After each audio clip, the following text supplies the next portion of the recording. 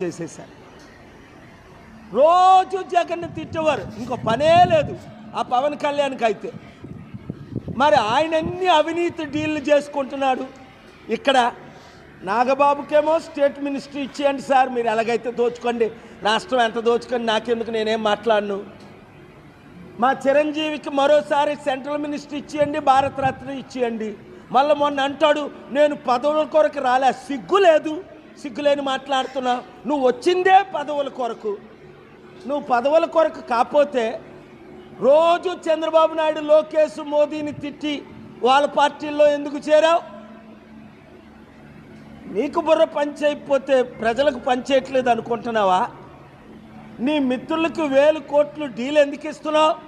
ప్రత్యేక హోదా ఆర్డర్ తీసుకొస్తే నువ్వు ఎందుకు కౌంటర్ ఫైల్ చేయట్లేదు? డాక్టర్ పాల్ ఆర్డర్ తీసుకొచ్చారు. ప్రత్యేక హోదా ద్వారా లక్షల ఉద్యోగాలు వస్తాయి, 100